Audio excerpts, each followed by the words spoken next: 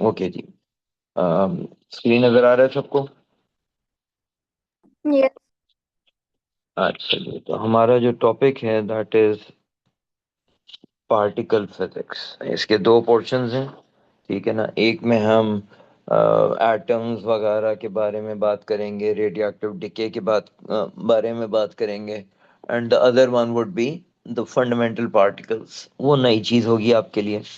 ये वाला जो पहला पोर्शन हम कर रहे हैं, ये फिर भी आपने काफ़ी हद तक पढ़ा हुआ है, काफ़ी क्या ज़्यादातर पढ़ा होगा।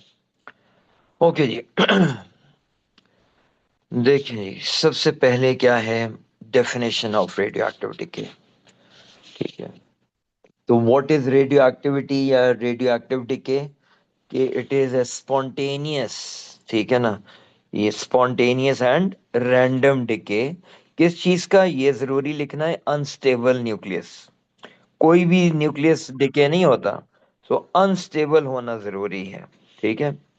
तो प्रोसेस ऑफ emission ऑफ, कौन सी emission, spontaneous and random emission of unstable nucleus. और वो emission किस चीज की है, alpha beta particles and gamma rays. ठीक हो गया। ठहरो मैं ये जरा बच्चों को एंटर कर दूं।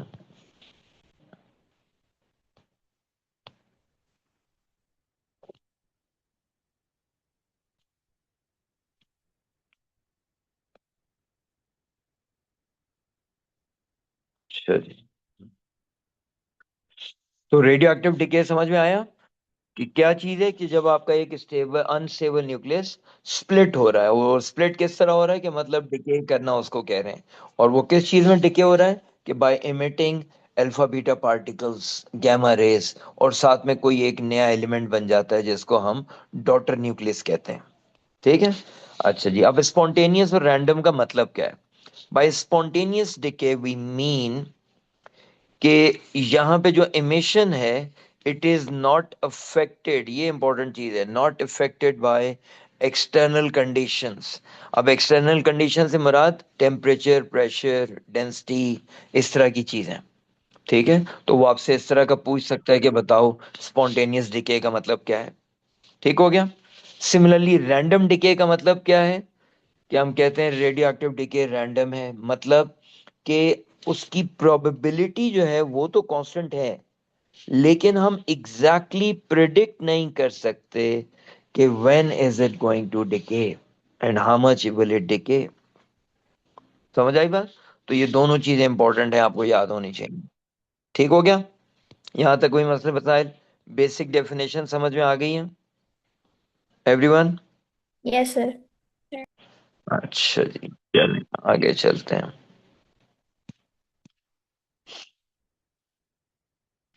अच्छा, ये जो सारी डिटेल है, ये मैंने सिर्फ आपको एक मतलब एज ए रेफरेंस दी है।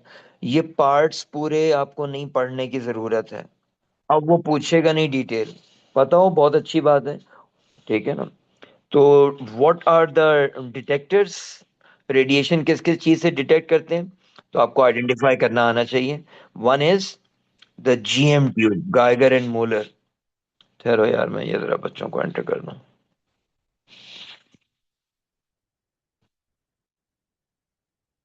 ये कौन है गेम्स वाला, इसको कहो कि अपने नाम से एंटर हो। अच्छा जी। तो जीएम ट्यूब, अब जीएम ट्यूब क्या चीज है, एक डिटेक्टर का नाम है, ठीक है, जो अल्फा बीटा पार्टिकल्स की रेडिएशंस को हम डिटेक्ट कर सकते हैं यूजिंग दैट। और इसमें एक चीज और जो कि इम्पोर्टेंट है कि खाली जीएम ट्यूब अकेला कुछ नहीं कर सकती, इसके साथ हम एक और इंस्ट्रूमेंट लगाते हैं जिसको हम या तो रेट मीटर या स्केलर कहते हैं, कि ये आपको वो रीडिंग्स का काउंट दे देता है, और इसकी रीडिंग को हम काउंट रेट कहते हैं, ठीक है। ये सारी जो डिटेल मैंने लिखी है इसकी जरूरत नहीं है, we will not be asking you this, ठीक है। ये सिर्फ एज अ रेफरेंस मैंने लिखी है, मैं इसको भी गो थ्रू नहीं कर रहा हूँ।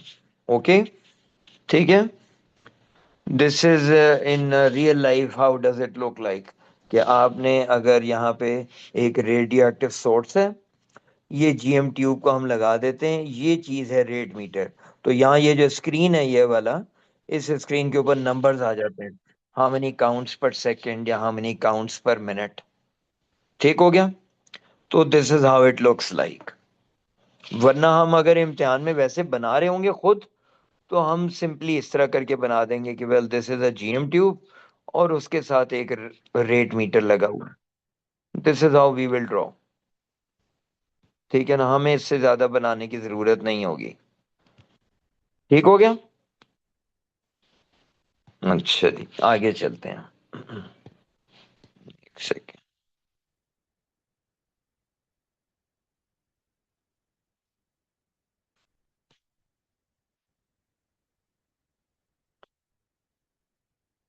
ओके, दूसरा जो सोर्स मतलब हमने डिस्कस एक और भी हो सकता है, वो है क्लाउड चैम्बर। ठीक है, जिसमें आपको ट्रैक्स मिलते हैं। अगेन मैं उसकी पूरी कंस्ट्रक्शन नहीं बता रहा हूँ। तो ये दो हमारे पास डिटेक्टर्स हैं। ठीक हो गया? अच्छा जी। अब याद है बैकग्राउंड रेडिएशन बच्चों क्या था? हम्म। Radiations from the sun, right? Sir वो मतलब हम, रेडिएशन जो एनवायरनमेंट में होती है ऑलरेडी। हाँ, कि अगर मैं डेफिनेशन पूछूं तो बैकग्राउंड रेडिएशन क्या होगी, as it is written in front of you as well, कि which are present without presence of radioactive source.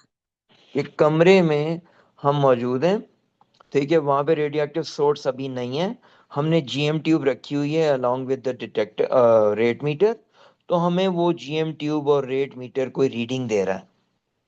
वो रीडिंग क्यों है? कि कमरे में ऑलरेडी कोई रेडिएशन मौजूद हैं due to whatever reason. उन रेडिएशंस को हम नाम देते हैं बैकग्राउंड रेडिएशन। और वो जो रीडिंग आती है ड्यू टू देम, उसको हम कहते हैं बैकग्राउंड काउंट। ठीक है? तो वैसे तो ये ओ लेवल्स वाली चीज ही है, याद रहेगी। ठीक है, चलें आगे। सर ये नोट्स हाँ, आप भेज में, क्या कह रही हो? ये नोट्स आप ग्रुप में भेजेंगे? जी भेजूंगा। ठीक है ना, भेजूंगा मैं ये। अच्छा जी, आगे चलते हैं। सोर्सेज क्या क्या हैं बैकग्राउंड रेडिएशंस के? वैसे तो ये सारा वही ओ लेवल्स वाली चीज है, कि कॉस्मिक रेस हो सकती हैं, आपके बिल्डिंग मटेरियल्स जो हैं वो हैं, animal remains, plant remains, human remains. ठीक है ना, हड्डियां वड्डियां ये हमारी सारी जो हैं डिके करके रेडिएशन एमिट करती हैं। Some food and drinks. So these are some sources. ठीक हो गया? तो फिलहाल मतलब आपको याद रखने की जरूरत क्या है, कि बैकग्राउंड रेडिएशन क्या है, बैकग्राउंड काउंट क्या है, किस वजह से होता है। ठीक है? और इसके डिटेक्टर्स क्या हैं, वो हमने कहा जीएम ट्यूब है, एक और हमने कहा क्लाउड चैम्बर है। ठीक है? ओके जी, आगे चलते हैं। ये क्लाउड चैम्बर आ गया, अगेन इसमें हम डिस्कशन नहीं कर रहे। सिर्फ आपको बस ये याद रखना है कि क्लाउड चैम्बर में क्या होता है, कि अगर मैं यहाँ पर ये एक रेडियो एक्टिव सोर्स है, इसको इसके अंदर रखता हूँ, तो वी सी सम ट्रैक्स। अगर हम यहाँ ऊपर से देख रहे हैं, तो ड्यू टू प्रेजेंस ऑफ मतलब ये वेपर्स वगैरह, यहाँ पे हमें ट्रैक्स नजर आते हैं ड्यू टू आयनाइजेशन। ओके, तो मैं इसकी बहुत ज़्यादा डिटेल में नहीं जा रहा हूँ। आपको बस ये याद रखना है कि cloud chamber is one of the detecting devices. इसमें जब ट्रैक्स बनते हैं, जो कि मैं आगे बताऊंगा क्या होते हैं, उन ट्रैक्स से हम ये रिकग्नाइज कर सकते हैं कि ये जो रेडियो एक्टिव सोर्स है, ये अल्फा पार्टिकल्स एमिट कर रहा है, बीटा पार्टिकल्स एमिट कर रहा है, या गैमा रेज। ठीक हो गया?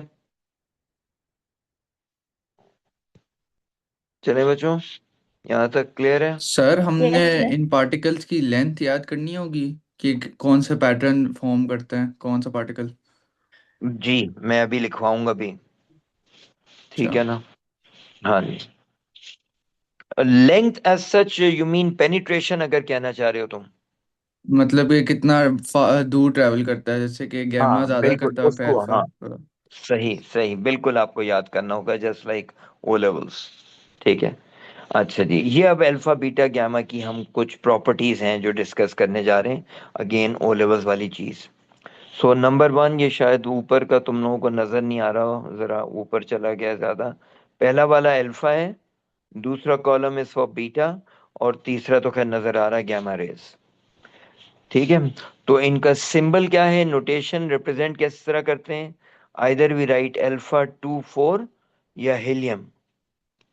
बीटा को -1 यहाँ लेफ्ट पे भी लिखा हो सकता है, ठीक है ना, इस तरह भी हो सकता है। और गैमा को बड़ा सा आर कह लो, ठीक है। चार्ज क्या होता है, अल्फा पार्टिकल जो एटॉमिक नंबर है यहाँ पर, ये हमें बताता है कि ये एटॉमिक नंबर जो है, this tells us about the charge, number of protons होते हैं ना। तो 2 को मल्टीप्लाई कर देंगे बाय ई। ई याद है बच्चों क्या होता है, व्हाट इज ई, पढ़ा था हमने। चार्ज ऑन बर्ड्स से proton. Electron proton same element होता है, वैसे ई को एलिमेंट्री चार्ज या चार्ज ऑन इलेक्ट्रॉन कहते हैं। और इसकी वैल्यू जो होती है, इट इज 1.6 टाइम्स 10⁻⁻19 कूलम्स। वैसे ही आपको डेटा शीट में भी दिया होता है। तो अल्फा पार्टिकल्स का चार्ज क्या हो गया, 2 multiplied by this. Beta particles since they are electrons, तो -1 e। और गैमा रेज हैं, they don't have any charge और मास, तो नो चार्ज नो मास। फिर थर्ड नंबर पे, एक सेकंड ठहरो, ये मैं एंटर कर दूं बच्चों को।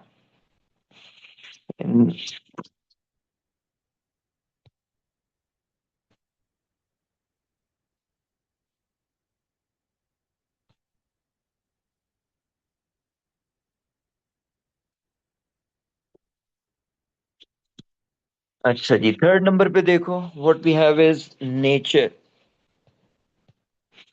तो नेचर क्या है इनकी, alpha particles are helium nuclei in nature. Helium, atom नहीं लिखा हुआ, माइंड इट, न्यूक्लियस लिखा हुआ है, ठीक है ना। बीटा पार्टिकल्स क्या है, दीज आर इलेक्ट्रॉन्स, ये ई खाली लिख दिया शॉर्टकट में, electrons which are emitted from the nucleus. ठीक है, ये अभी आगे चल के हम बात भी करेंगे कि वो इमिट कैसे होते हैं, ठीक है ना। मतलब न्यूक्लियस में एक न्यूट्रॉन होता है जो स्प्लिट कर जाता है इनटू प्रोटॉन एंड इलेक्ट्रॉन। तो इलेक्ट्रॉन्स वो जो इमिट होते हैं उनको कहा जा रहा है बीटा पार्टिकल्स। और गैमा रेज क्या है, इलेक्ट्रोमैग्नेटिक रेडिएशंस, ठीक है ना। आपको याद होगा ये इलेक्ट्रोमैग्नेटिक स्पेक्ट्रम के सबसे लास्ट में होता है, हाईएस्ट फ्रीक्वेंसी, ठीक। अच्छा जी, नेक्स्ट वाला जल्दी जल्दी देखते जाओ। स्पीड, अल्फा पार्टिकल का मास देखो सबसे ज्यादा है, सॉरी मास मैंने शायद डिस्कस नहीं किया, मास रह गया, सॉरी। मास क्या होता है, जो मास नंबर होता है, मैं आपको कोई भी न्यूक्लियस दे दूं, हीलियम हो, यूरेनियम हो, कोई भी चीज हो, मैं कहूं उसका मास निकालो, तो how would you find that mass, 4 को मल्टीप्लाई करते हैं हम यू से। ये यू क्या चीज होती है, इसको हम कहते हैं यूनिफाइड एटॉमिक मास।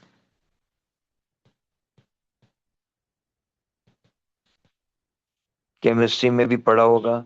ये होता क्या है, it is the mass of 1/12 of carbon 12। ठीक है, कार्बन को एक जो एक आइसोटोप है कार्बन 12 वो। और इसकी जो वैल्यू है, ये वैसे डेटा शीट में दी होती है, it is equivalent to 1.66 times 10⁻⁻27 kg। In other words, अगर आपने ये एक तरह से समझ लो मास का यूनिट हो गया, जिस तरह किलोग्राम होता है, ग्राम होता है, ठीक है। तो अगर अल्फा पार्टिकल का मास नंबर 4 है, तो 4 को मल्टीप्लाई करूंगा यू से, and what is you, 1.66 into 10⁻⁻27। तो ये मेरे पास मास ऑफ अल्फा पार्टिकल आ गया। अगर मैं कहूँ आपके पास यूरेनियम है 235, मैं कहूँ इस यूरेनियम न्यूक्लियस का मास बताओ, तो इसका मास क्या होगा, it will B mass number 235 multiplied by you, small you, ये कैपिटल यू नहीं है, स्मॉल यू। मतलब स्मॉल यू की वैल्यू याद हो तो गुड, ना याद हो तो कोई बात नहीं, डेटा शीट में होता है। समझ आ गया सही मास कैसे निकाल रहे हैं, चार्ज कैसे निकाल रहे हैं। तो ये याद रखना है, ठीक है। अच्छा जी, mass of beta particle is very smaller as compared to alpha, तकरीबन 2000 टाइम्स लेस, ठीक है ना। तो divide by 1840 to be exact. Gamma rays no mass, ठीक है। अच्छा जी, आगे चलते हैं। तो ये तो सारी रट्टे वाली चीजें हो गई, ठीक है। अब स्पीड देखो, लास्ट जो रो है हमारे पास, speed alpha particles are massive, तो इनकी स्पीड सबसे कम है। ये बताओ ये सी क्या चीज होती है बच्चों, what is C? C refers to speed of light, 3 × 10⁸, तो 0.05 टाइम्स एस। इसी तरह जो बीटा पार्टिकल है ये 98% है, मतलब 0.98 multiplied by speed of light. और gamma rays since they belong to electromagnetic spectrum, उनकी speed is speed of light, ठीक है। सर ये कैलकुलेट करने को आएंगी इनकी स्पीड सा एग्जाम में, या फिर लाइक याद करनी होती है? याद कर लो अप्रोक्सीमेटली तो अच्छी बात है, पूछ सकता है, ठीक है ना। अच्छा जी, नेक्स्ट देखिए, इलेक्ट्रिक फील्ड में डिफ्लेक्शन किस तरह होगी, ठीक है। इलेक्ट्रिक फील्ड का मतलब क्या हुआ कि अगर मैं कहता हूं कि एक पॉजिटिव प्लेट है एक नेगेटिव प्लेट है,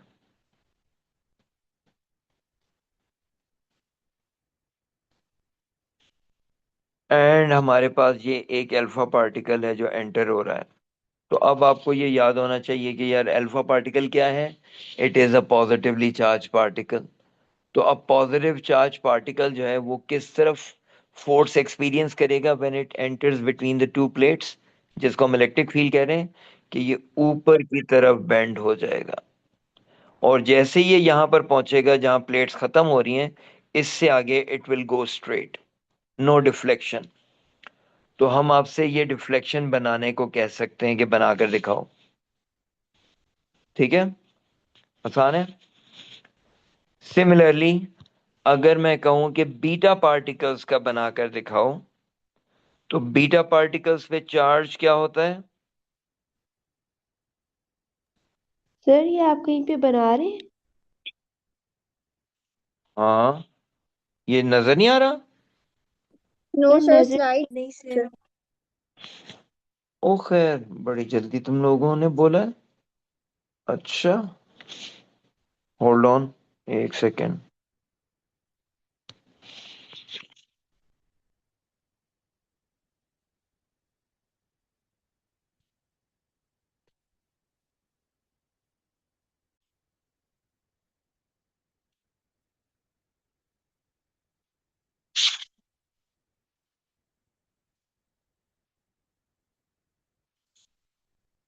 ओके, तो मैं यहाँ पे ये कह रहा था कि ये मैथ्स वाली चीज समझ में आ गई कि मैथ्स जो है वो क्या होगा।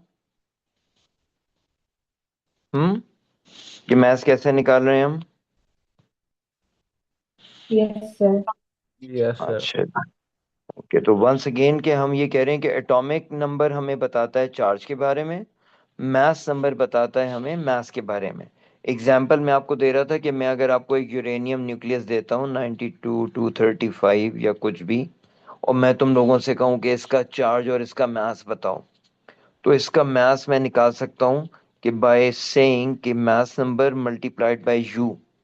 यू क्या चीज़ है, मैंने आपको बताया कि it is unified atomic mass, और ये वाली वैल्यू आपको डेटा शीट में दी होगी। तो मैं 235 को इस नंबर से मल्टीप्लाई कर दूं, आंसर आ जाएगा, ठीक हो गया। इसी तरह अगर मैं कहूँ चार्ज निकालो यूरेनियम न्यूक्लियस का, तो that will be 92 multiplied by e की वैल्यू, विच इज 1.6 इंटू 10⁻⁻19। ये वाली वैल्यू आपको दी होगी डेटा शीट में, ठीक हो गया। अच्छा जी, तो एक तो मैंने ये चीज लिखी थी जो आपको नजर नहीं आई, मैंने रिपीट कर दिया।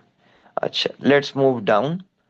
अब हमारे पास क्या है कि मास के बाद हमने कहा डिफ्लेक्शन इन इलेक्ट्रिक फील्ड। उसका मतलब मैं ये बता रहा था कि अगर आपके पास इस तरह करके दो प्लेट्स हैं, मेटल प्लेट्स, उनको हमने चार्ज किया हुआ है, बैटरी से लगाया हुआ है, and I have an alpha particle entering into this.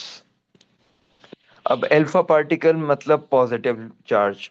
तो पॉजिटिव चार्ज मैंने ये कहा कि वो ऊपर की तरफ फोर्स एक्सपीरियंस करेगा या नीचे, बताओ किधर जाएगा?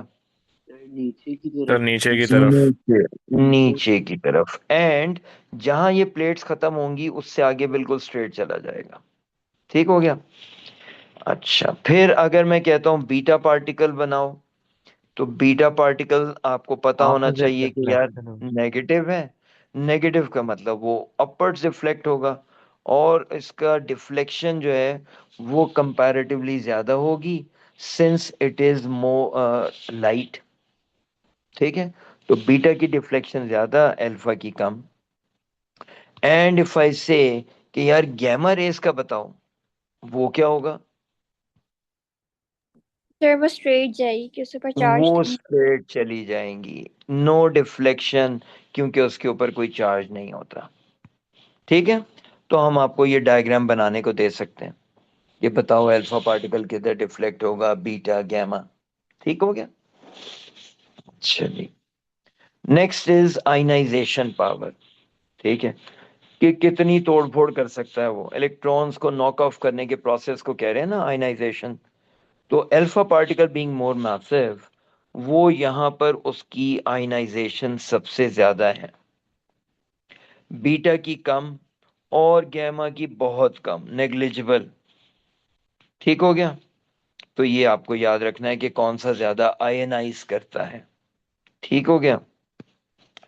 नेक्स्ट इज पेनिट्रेशन, कौन सा ज्यादा पेनिट्रेट कर सकता है, जिसकी एनर्जी सबसे ज्यादा होगी वो सबसे ज्यादा पेनिट्रेट करेगा। तो स्पीड हमने कहा था अल्फा पार्टिकल की सबसे कम है, तो उनकी काइनेटिक एनर्जी सबसे कम है, so they have the least penetrative power. हम कहते हैं they can be stopped by a thick paper, they can travel only few centimetres in air. तकरीबन हम कहते हैं जी 0 से लेके 5 सेंटीमीटर्स तक वो ट्रैवल कर सकती हैं एयर में। अगर आपके पास एक अल्फा पार्टिकल का सोर्स है और आप 10 सेंटीमीटर्स अवे हैं, तो यू आर सेफ, आप तक वो रेडिएशन पहुंच ही नहीं पाएगी, अल्फा पार्टिकल अगर वो एमिट कर रहा है तो। ठीक है, बट बीटा पार्टिकल्स ट्रैवल करता है सेवरल मीटर्स इन एयर। ठीक, it can be stopped, beta की बात कर रहा हूं, it can be stopped by few millimetres of aluminium sheet. ठीक है ना, तो पेपर से नहीं रुक सकता, एयर बहुत डिस्टेंस ट्रैवल कर लेगा। ठीक हो गया। तो few millimetres of aluminium sheet. Gamma rays की एनर्जी सबसे ज्यादा होती है, they can travel through aluminium sheet, they can travel through paper, they can travel through air, they can be stopped by few centimetres of lead. आज के ये जो bunkers वगैरह, एटॉमिक बंकर्स बने होते हैं, इनमें हम कंक्रीट की बड़ी बड़ी slab along with lead content वो मिलाकर बनाते हैं ताकि वो रेडिएशंस को प्रिवेंट कर सकें। ठीक है, तो अगेन ये सारी याद करने वाली चीजें हैं। नेक्स्ट देखो, क्लाउड चैम्बर।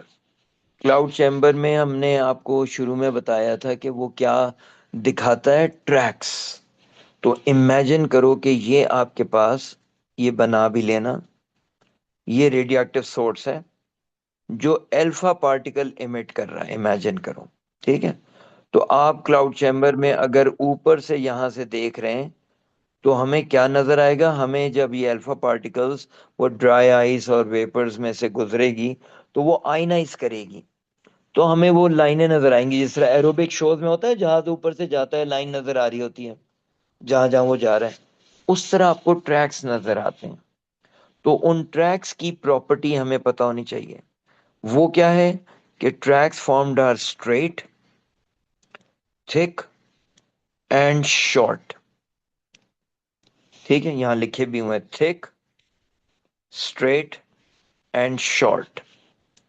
थिक क्यों होते हैं? क्योंकि ये सबसे ज्यादा आयनाइजिंग पावर है इनमें। स्ट्रेट क्यों होते हैं? क्योंकि इनका मास ज्यादा होता है, ये सीधे चले जाते हैं, डिफ्लेक्शन जरा कम होती है, मुश्किल से होती है। शॉर्ट क्यों है? क्योंकि इनकी काइनेटिक एनर्जी कम है, तो पेनिट्रेशन भी कम है। ठीक हो गया। इसी तरह अगर मैं बीटा पार्टिकल के ट्रैक्स बनाऊं when observed through cloud chamber, तो बीटा पार्टिकल्स के जो ट्रैक्स बनते हैं, they are thin, they are curly, wavy type होते हैं, एंड दे आर लॉन्ग। ठीक है, थिन, वेवी, लॉन्ग। थिन क्यों? क्योंकि लेस आयनाइजिंग।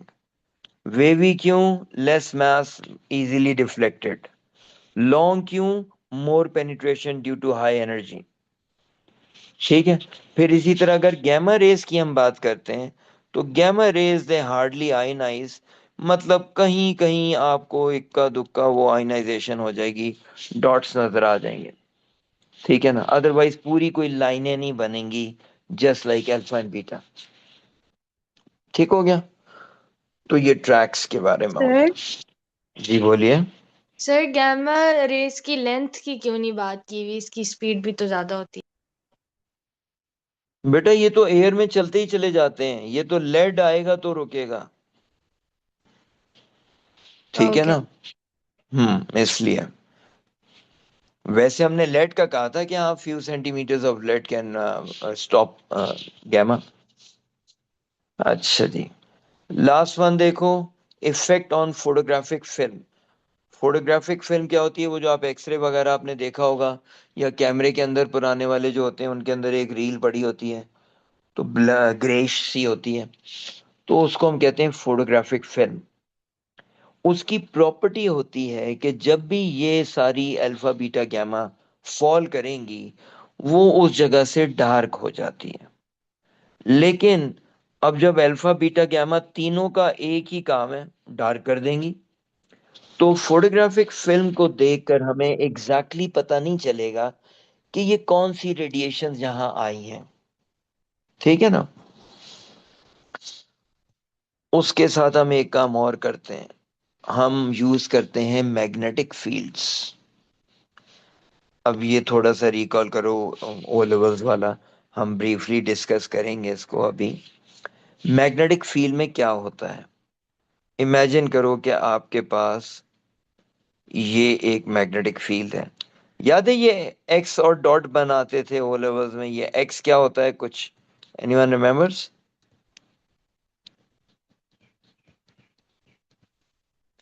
एक्स का मतलब होता है into the into page. the future. ठीक है, कि ये जो डायरेक्शन है एक्स, ये इन टू द पेज है, और ये वो डायरेक्शन मैंने बनाई है मैग्नेटिक फील्ड की। वो एरो हेड वो हम कहते हैं ना, जो एरो की शेप होती है। एरो की ये- शेप? वो पीछे से एरो को देखें तो इट लुक्स लाइक अ हाँ क्रॉस। हाँ हाँ हाँ, बिल्कुल। तो ये इन टू द पेज है, ठीक है ना। मतलब आप अगर स्क्रीन पे देख रहे हैं तो स्क्रीन के अंदर मैग्नेटिक फील्ड की डायरेक्शन जा रही है, तो स्क्रीन के पीछे एक तरह से साउथ पोल है, और उससे सामने नॉर्थ है, तो नॉर्थ से साउथ। अब अगर मैं आपसे कहूं कि यार ये एक अदद अल्फा पार्टिकल है जो यहाँ एंटर हुआ, तो इसकी पेनिट्रेशन क्या होगी? कुछ याद है वो फ्लेमिंग्स लेफ्ट हैंड रूल? वैसे तो ये A2 में जाके डिटेल में पढ़ेंगे, अभी रफ सा एक बता रहा हूँ। फ्लेमिंग लेफ्ट हैंड रूल में क्या था? ब्रीफली लिख रहा हूँ यहाँ राइट साइड पे स्लाइड के ऊपर। जो आपकी इंडेक्स फिंगर होती है, या फोर फिंगर जो भी आप उसे कहें, वो रिप्रेजेंट करती है मैग्नेटिक फील्ड को। जो मिडिल फिंगर होती है, वो क्या रिप्रेजेंट करती है? Anyone? Current I think not to south. यहाँ करंट तो नहीं है, सर लेकिन it is the force. Velocity of positive charge, positive. और थम होता है जो फोर्स को रिप्रेजेंट करता है।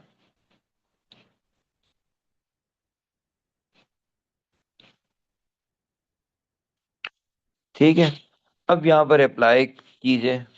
ठीक है ना, बहुत ज्यादा इसकी मैं डिटेल में जाऊंगा नहीं, ठीक है, अगर ज्यादा मसला हो तो मुझसे फिर क्लास में पूछ लेना, जरा लाइव आपको उंगलियां टेढ़ी करके दिखा देंगे एक दफा।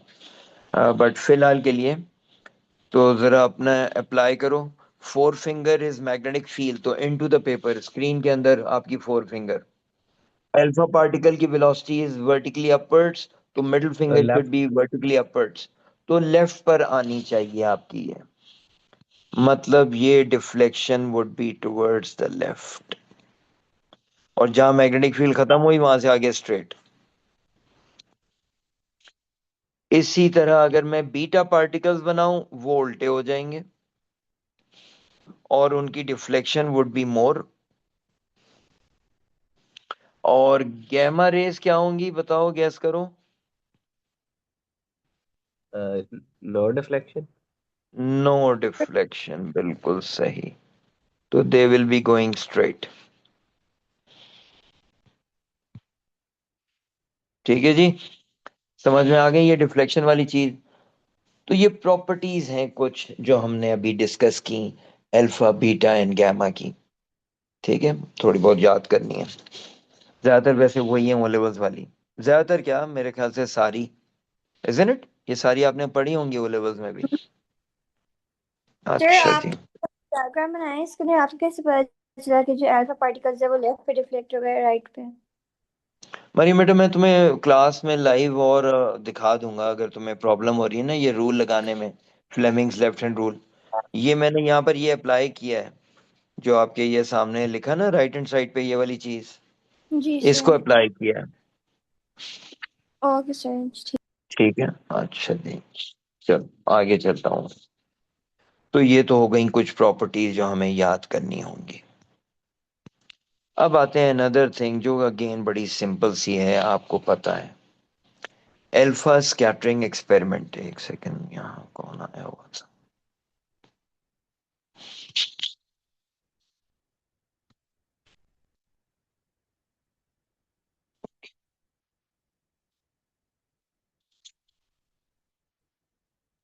एल्फा स्कैटरिंग एक्सपेरिमेंट क्या था,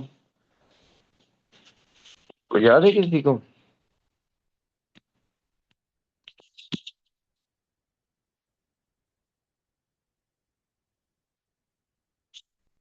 इसका वैसे एक नाम और भी है, इसको सर गाइगर जो and gold Marsons foil experiment. Experiment था।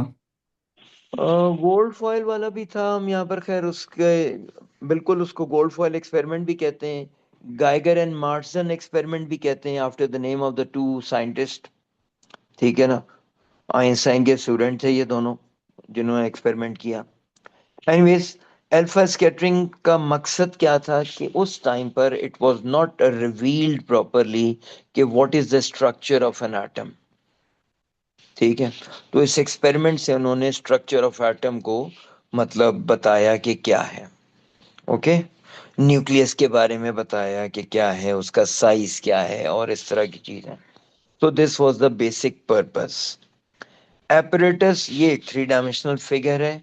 इम्तिहान में अगर हम आपको बनाने को कहते हैं तो मैं आपके सामने एक छोटा सा टू डायमेंशनल फिगर भी बना देता हूँ, कोई ज़रूरत नहीं है कि आप थ्री डायमेंशनल ही बनाएं। ठीक है, एक सबसे पहली चीज़ क्या है, ये मैं एक टू डायमेंशनल फिगर बना रहा हूँ जो आप इम्तिहान में इजीली ड्रॉ कर सकते हैं। तो ये एक लेड कंटेनर है because it stops the radiation, सिर्फ एक साइड से ओपन है, और इसके अंदर हमने रेडियो एक्टिव सोर्स रख दिया है जो येलो है, and this source is, it is emitting alpha particles. ठीक है, तो ये जो हमारे पास है, जो मैंने रेड में शो किया है, this is a lead box. अब ये अल्फा पार्टिकल्स इमेजिन करो रेडिएशन एमिट कर रहा है, तो हम क्या करते हैं, हमने इसके सामने एक थिन गोल्ड फॉइल रखी है। ठीक है ना, a very thin gold foil, few micrometres. अच्छा जी, और इसकी दूसरी एंड पर व्हाट वी हैव, जिस तरह यहाँ तुम लोग देख रहे हो स्क्रीन है, मुख्तलिफ एक्सपेरिमेंट्स हैं यहाँ पे। बाज में इस तरह का स्क्रीन लगा देते हैं सामने यूं करके, या you can have a travelling microscope. एक माइक्रोस्कोप है जो यहाँ से आप रोटेट कर सकते हैं। इमेजिन करो कि ये माइक्रोस्कोप की स्क्रीन है,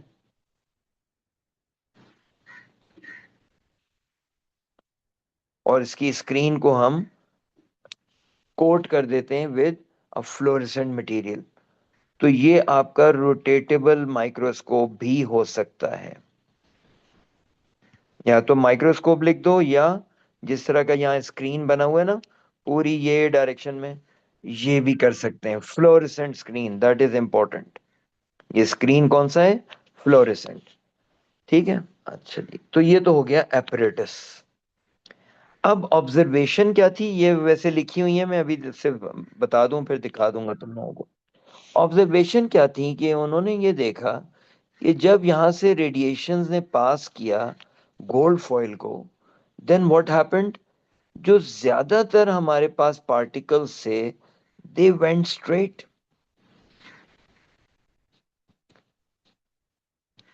और उनको कैसे पता चला? अल्फा पार्टिकल नजर तो आ नहीं रहे थे। उन्हें इस तरह पता चला कि जो स्क्रीन थी वो सबसे ज्यादा जो इल्यूमिनेशन मिली, कि फ्लोरेसेंट स्क्रीन थी, उसकी प्रॉपर्टी है अल्फा पार्टिकल जब जाके हिट करेंगे वो ग्लो करेगी। ठीक है ना, इसीलिए हमने स्क्रीन को फ्लोरेसेंट रखा है। तो हमारी जो ग्लोनेस थी, इल्यूमिनेशन थी स्क्रीन की, वो सबसे ज्यादा हमें मिली एट एंगल 0 से 5। कुछ पार्टिकल्स थे जो यहां से यूं चले गए, कुछ यहां से यूं चले गए। ठीक है ना, एंड देवर वेरी फ्यू जो यहां से इस तरह गए, वेरी फ्यू। ठीक है, तो ये ऑब्जर्वेशंस थी। ये ऑब्जर्वेशन मैंने यहाँ लिखी हुई है, आपको दिखा भी देता हूँ। एक्सपेरिमेंटल डिटेल्स में डिस्कस कर चुका हूँ, एक दफा फिर जरा एक दो चीजें डिस्कस कर रहा हूँ। कि ये चीज, पहली बात तो ये इन केस था सारा का सारा इन वैक्यूम। वैक्यूम की लॉजिक क्या हो सकती है एनीवन? ये यहाँ लिखा भी हुआ है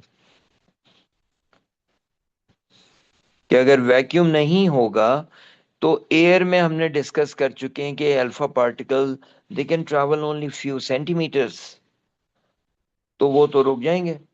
तो इसलिए हमने वैक्यूम क्रिएट किया उस पूरे जहां पे ये हमारा एपरेटस था।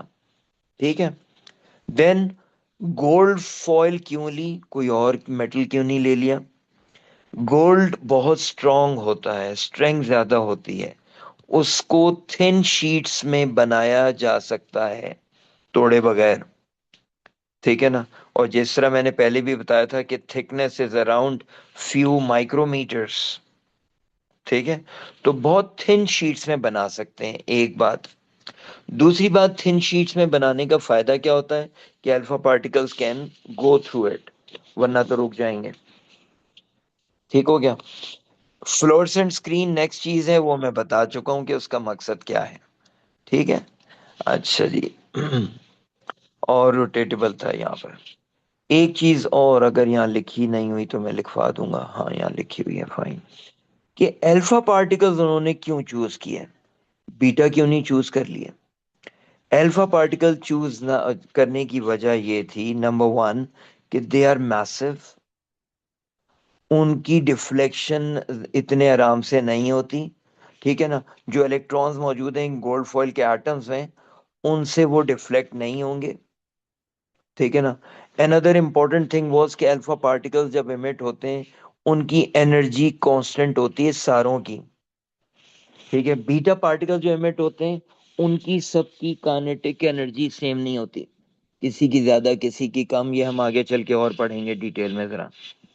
ठीक है ना, फिलहाल अभी डिस्कस नहीं कर रहा। तो मकसद ये था कि अगर बीटा पार्टिकल्स लेते उनकी एनर्जी वेरी करती, तो एनर्जी की वजह से कोई करीब जाता, कोई दूर जाता, कोई डिफ्लेक्ट ज्यादा होता, कोई कम होता। तो इसलिए भी बीटा पार्टिकल्स नहीं लिए हमने, लाइट होते हैं, इजीली डिफ्लेक्ट हो सकते हैं। ठीक है, तो वो आपसे इस तरह की रीजनिंग पूछ सकता है एक्सपेरिमेंटल डिटेल्स में। ओके, अच्छा जी। ऑब्जर्वेशंस क्या क्या हैं मैंने अभी बताया। नंबर वन वाज कि जी most alpha particles have little or no deviation. ये लिटिल और नो डेविएशन मतलब समझ में आया? इमेजिन करो कि ये अगर हमारे पास एटम्स थे गोल्ड फॉइल के, ये अल्फा पार्टिकल्स आ रहे हैं,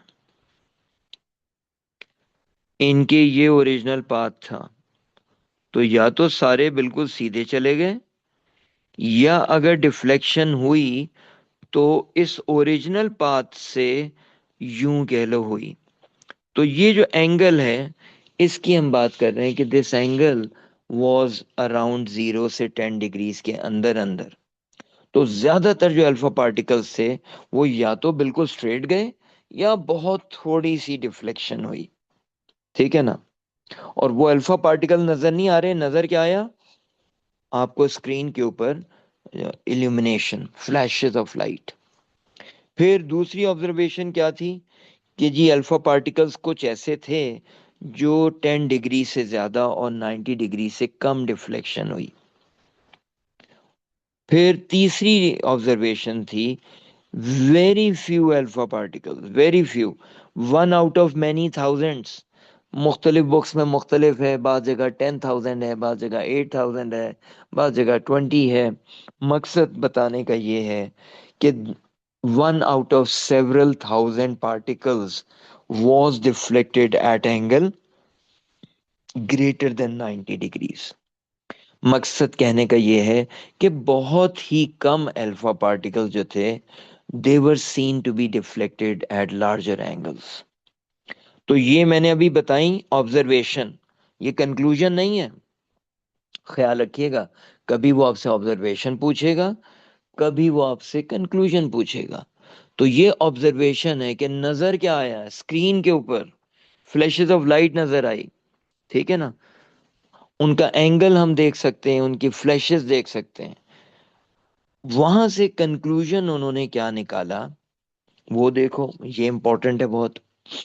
कंक्लूजन वाज नंबर 1 कि since most were deviated right through it, तो इसका मतलब क्या हुआ कि atom mostly consist of empty space, कि अगर एम्प्टी स्पेसेस ना होती तो वो ज्यादा डिफ्लेक्शन होती। ठीक है। एंड सिंस सारे बिल्कुल स्ट्रेट नहीं थे, कुछ 0 से 10 डिग्रीज के अंदर डिफ्लेक्ट भी हुए, लेकिन दे वर फ्यू इन नंबर। तो इससे क्या पता चला एक और चीज कि यार न्यूक्लियस कोई चीज सेंटर में है, कोई चीज है सेंटर में। ठीक है ना। लेकिन वो चीज जो है उसका size is very small as compare to size of the whole atom. समझ आई? तो ये हमारा कंक्लूजन निकला फ्रॉम द ऑब्जर्वेशन कि आपको ज्यादा फ्लैशेस ऑफ लाइट नजर आए स्ट्रेट या एंगल 10 डिग्री से कम। ठीक है ना। अच्छा, फिर 90 डिग्री से जो ज्यादा डिविएशन हुई वो हमें क्या सजेस्ट करता है कि यार सेंटर में कोई चीज है। ठीक है ना।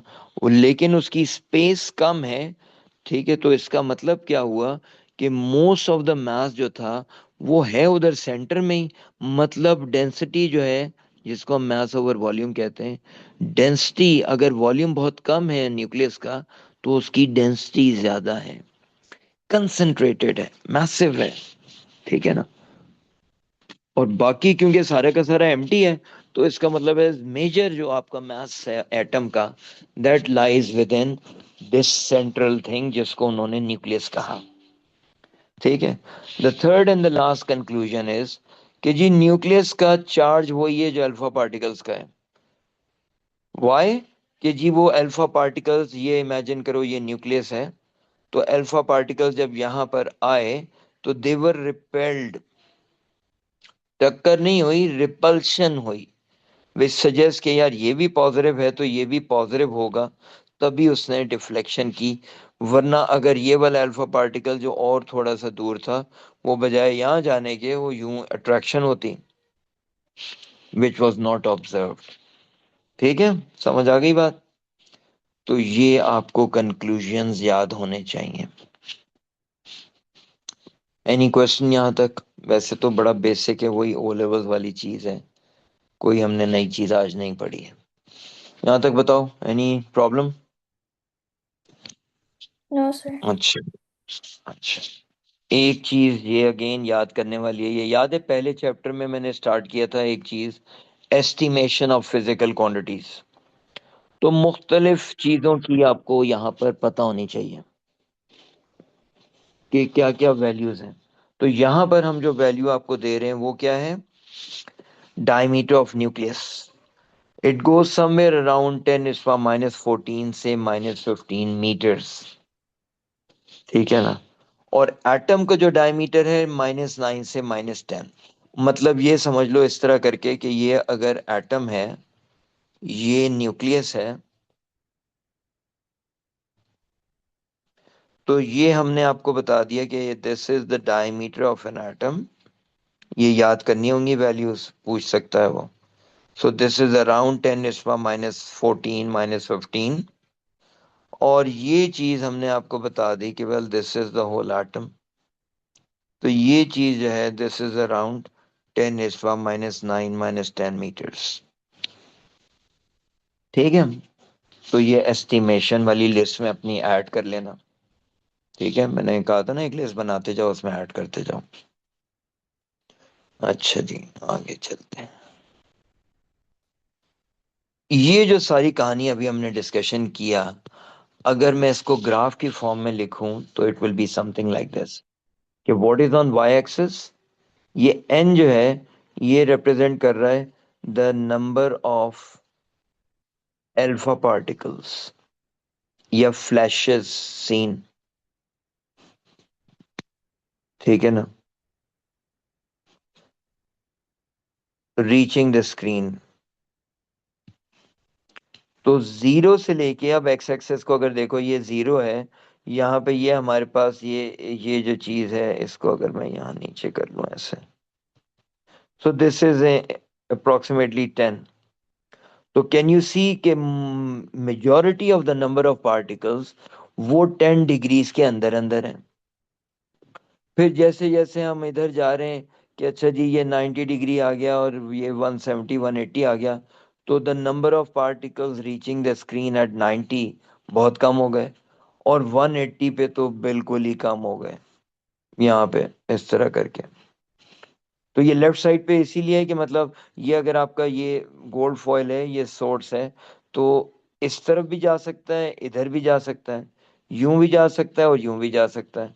तो इसलिए पॉजिटिव और नेगेटिव दोनों साइड्स हमने शो की हुई हैं, ठीक है। तो ये ग्राफ एक तरह से उन्हीं कंक्लूजन्स को शो कर रहा है जो हमने पढ़े, ठीक है। कंक्लूजन कह रहा हूँ, ऑब्जर्वेशंस, ठीक है बच्चों। अच्छा यस जी, सर। इस तरह का आप थ्योरेटिकल क्वेश्चन पूछा जा सकता है, ये सारा थ्योरेटिकल है ऑब्वियसली। ये देखो, मैं अगर आपको कहूँ what will happen to the back deflected particles जो डिफ्लेक्ट हो रहे हैं, अगर हम थिक फॉइल यूज करेंगे तो क्या होगा, थिन के बजाय। हमने कहा था ना 10⁻⁻6। तो थिक फॉइल अगर होगी तो क्या होगा कि आपके थिन फॉइल में लेयर ऑफ एटम्स कम होगी। जितना थिक होगा उतनी लेयर ऑफ एटम्स बढ़ती जाएंगी, ये वाली चीज, ठीक है ना। तो अब अगर जितनी ज्यादा लेयर बढ़ेगी तो इसका मतलब क्या है, जो डिफ्लेक्शन थी फॉर ग्रेटर देन 90 डिग्रीज वो बढ़ जाएगी। तो इसलिए हम चाहते थे कि जितनी पतली फॉइल हो सकती है वो लें, ताकि लेयर ऑफ एटम्स कम हो जाए, ठीक हो गया। फिर व्हाट विल हैपन अगर हम ज्यादा फास्ट अल्फा पार्टिकल्स यूज करें, तो जितने ज्यादा फास्ट होंगे उतनी काइनेटिक एनर्जी बढ़ेगी, जितनी काइनेटिक एनर्जी बढ़ेगी उनकी पेनिट्रेशन बढ़ जाएगी, ठीक है ना। तो इसलिए फिर अगर सर, सिल्वर ले लेते इंस्टेड ऑफ गोल्ड, जी बेटा। बैक स्कैटरिंग का क्या मतलब है? बैक स्कैटरिंग का मतलब ये है कि इमेजिन करो ये अल्फा गोल्ड फॉइल थी, ठीक है, इसके अंदर कुछ एटम्स थे, ये अल्फा पार्टिकल्स आ रहे हैं यहां से, ठीक है। तो इनमें से कितने जो हैं वो वापस चले गए, बैक स्कैटर्ड इनको कह रहे हैं, ओके। ठीक है। अच्छा जी, तो अब अगर सिल्वर के बजाय गोल्ड यूज करें, अब आपको सारा पीरियोडिक टेबल याद करने की जरूरत नहीं है। सिल्वर आपको बता दिया कि it has less positive charge as compare to gold. ठीक है, तो क्या होगा, लेस पॉजिटिव अगर होंगे तो रिपल्शन कम होगी।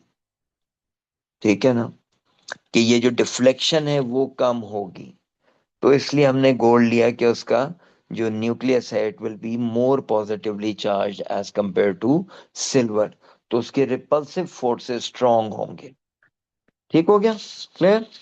तो इस तरह के हम कुछ थ्योरेटिकल क्वेश्चन आपसे पूछ सकते हैं। ठीक है,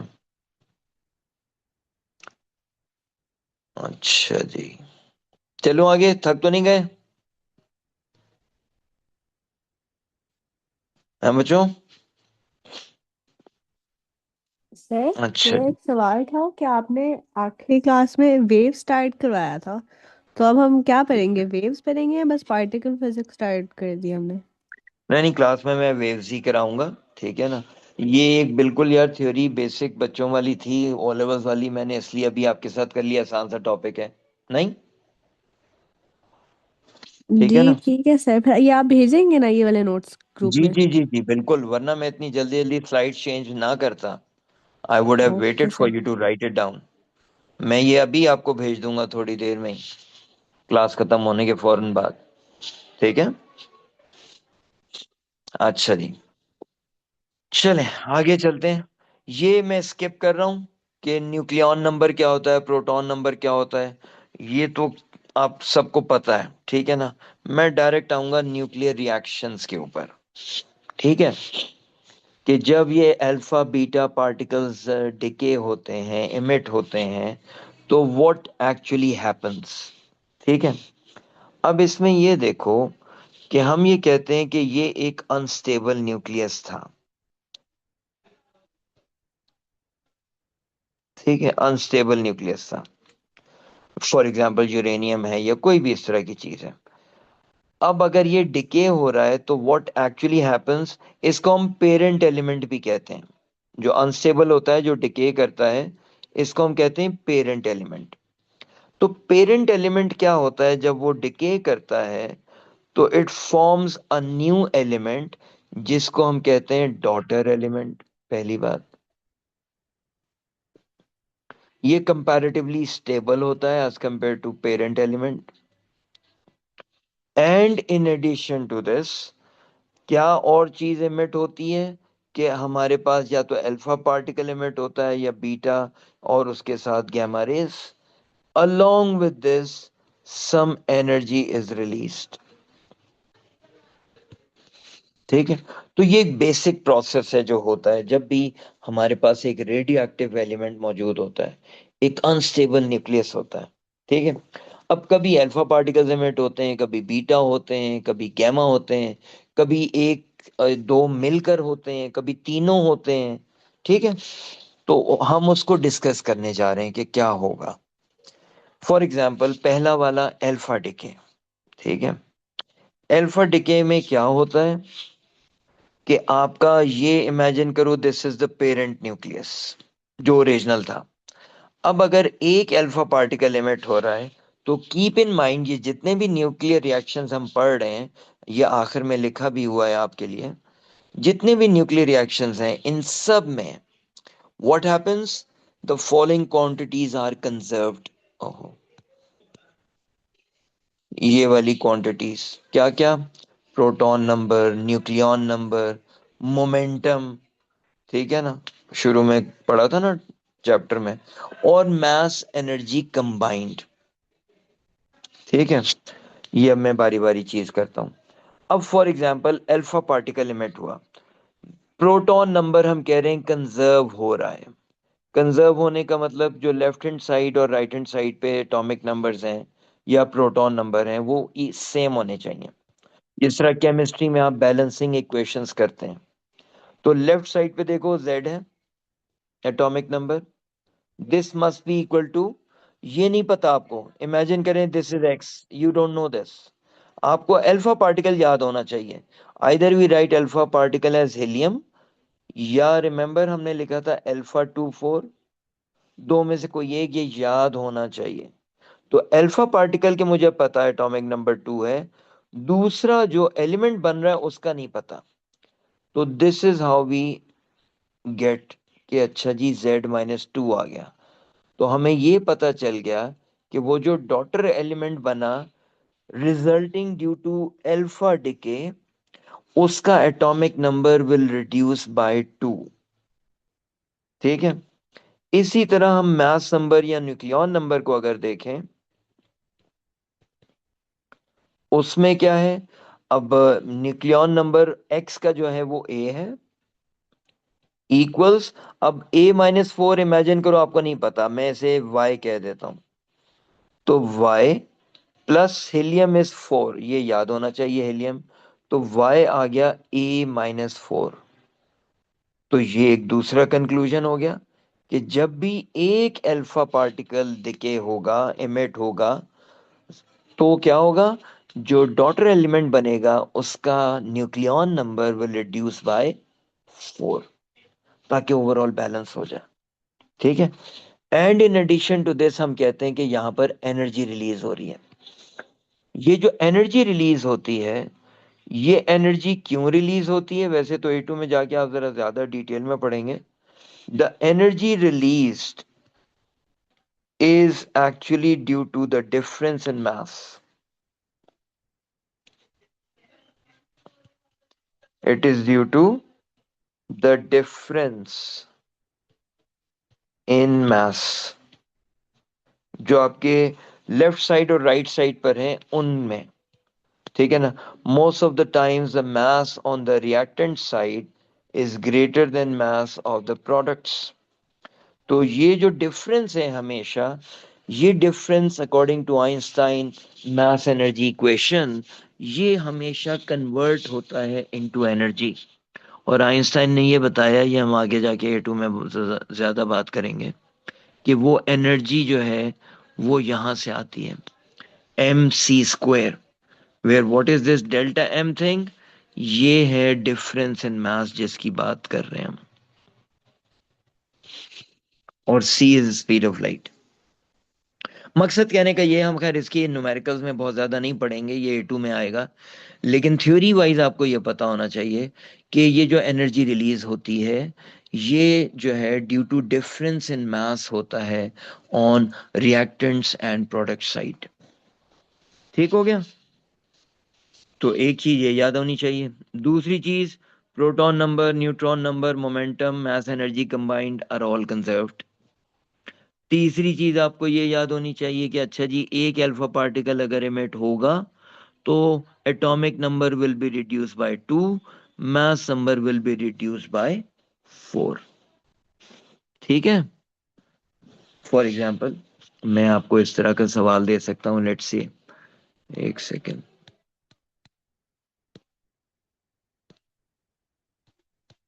अच्छा जी, फर्ज करो मैं अगर आपको इस तरह का कहता हूं कि कोई भी एक है, पेरेंट एलिमेंट है, ठीक है ना, इसका आपको मैं ये दे दूं, और मैं तुम लोगों को ये बता दूं कि यार एक अल्फा पार्टिकल एमिट हुआ है, तो ये जो डॉटर एलिमेंट Y बना, इसके यहाँ पर ये निकालो एटॉमिक नंबर, मास नंबर, और रिएक्शन को कंप्लीट करो। तो मैंने अगर आपको बता दिया कि एक अल्फा पार्टिकल एमिट हुआ है, तो आप पहले तो यहाँ ये लिखेंगे, अल्फा भी लिख सकते हो, हीलियम भी लिख सकते हो, बार बार कह रहा हूँ। ठीक है। अब बताओ ए की वैल्यू क्या बननी चाहिए, कि ए इज एटॉमिक नंबर, तो ये बैलेंस होना चाहिए। बताओ क्या लिखूं। वैसे तो अगर याद हो तो हम कह सकते हैं एटॉमिक नंबर रिड्यूसेस बाय 2, तो 90-2। अगर याद ना हो तो एटॉमिक नंबर बैलेंस होगा A+2, तो A आ जाएगा 90-2, 88। इसी तरह अगर मैं B की वैल्यू निकालना चाहता हूं, तो B is the mass number, मैं मास नंबर को देखूंगा दोनों साइडों पे। तो ये बिल्कुल वही चीज है जो आपने ओ लेवल्स में की हुई है। तो मास नंबर लेफ्ट साइड पे है 235, राइट साइड पे यू हैव B एंड 4, तो B इज इक्वल टू 231। कुछ समझ आया? मुश्किल तो नहीं है? वही ओ लेवल वाली चीज है, नथिंग न्यू। आज का पूरा lecture is all O levels. ठीक है। Yes, sir. What if I say दो अल्फा पार्टिकल्स एमिट होंगे, फिर बताओ क्या होगा? ये ए और बी की वैल्यू, कि अगर मैं कह देता हूँ दो अल्फा पार्टिकल्स एमिट हुए हैं। तो 8 -8 और -4। हाँ बिल्कुल सही है, शाबाश। कि अगर मैं कहता हूँ दो अल्फा पार्टिकल्स एमिट हुए हैं और वाई की दोबारा एटॉमिक और मास नंबर्स निकालो, ठीक है ना, तो हम ये लिख सकते हैं कि जी, डायरेक्ट भी अगर चाहो लिख सकते हो, अगर आपको कंक्लूजन याद हो, जो कि याद होना चाहिए, कि एटॉमिक नंबर एक अल्फा पार्टिकल लिमिट होने की वजह से रिड्यूस होता है बाय 2। तो अगर दो अल्फा पार्टिकल्स हैं, इट विल रिड्यूस बाय 4। तो 90 माइनस 4, 86। इसी तरह मास नंबर जो है वो रिड्यूस होगा बाय 8। तरीका समझ आ रहा है बच्चों?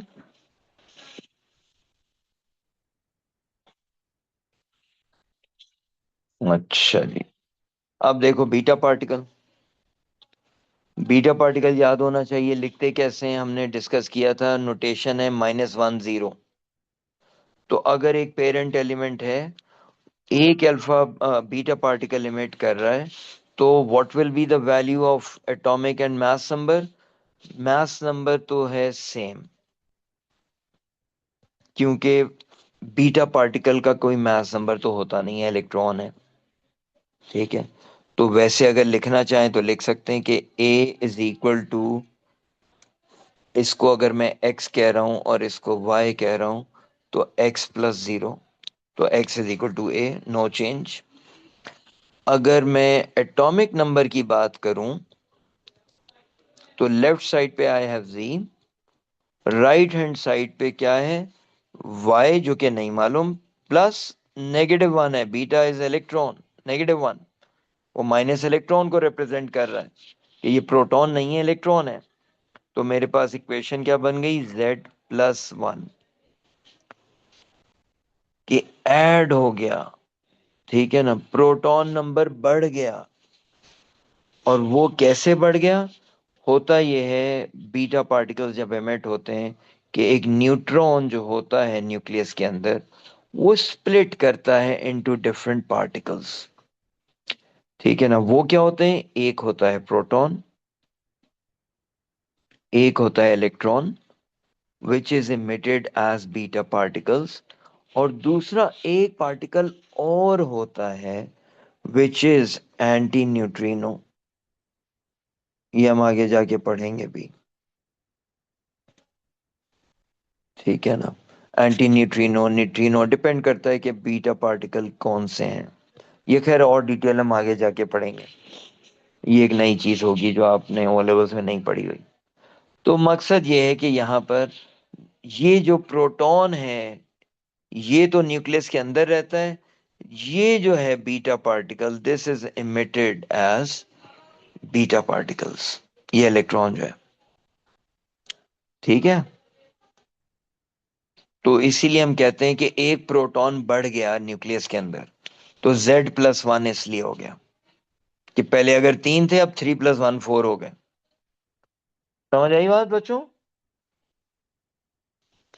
Yes sir. और याद रखना, जितने भी एक्सप्लोजन से, मैंने पहले भी डायनेमिक्स वाले चैप्टर में कहा था, मोमेंटम इज ऑलवेज कंजर्व्ड, कि momentum before decay and after decay will be conserved. जो मोमेंटम इसका है, वो मोमेंटम इन सब का मिलाकर होगा। ठीक है।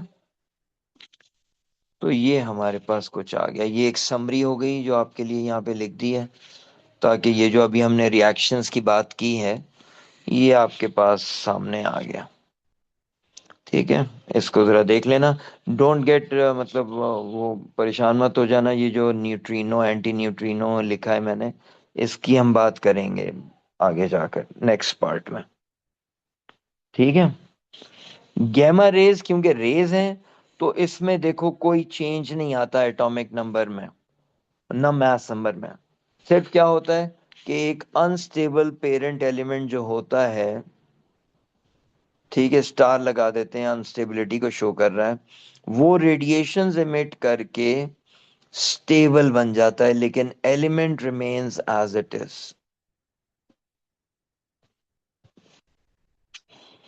समझे? ठीक है,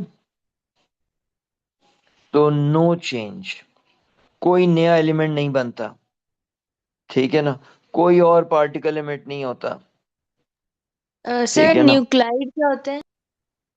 न्यूक्लाइड बेटा एक हम कह रहे हैं कि एक स्पीशी ऑफ एलिमेंट है जिसको आप इस तरह रिप्रेजेंट करते हैं, which has a certain atomic number and mass number.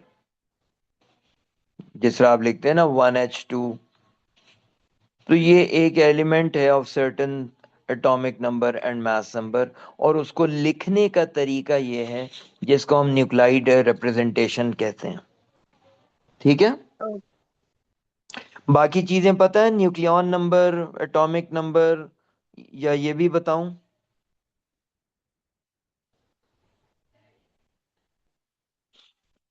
है बच्चे? नहीं सर ठीक। अच्छा, चलो, चलो मेरे ख्याल से आज के लिए काफी है, ठीक है ना।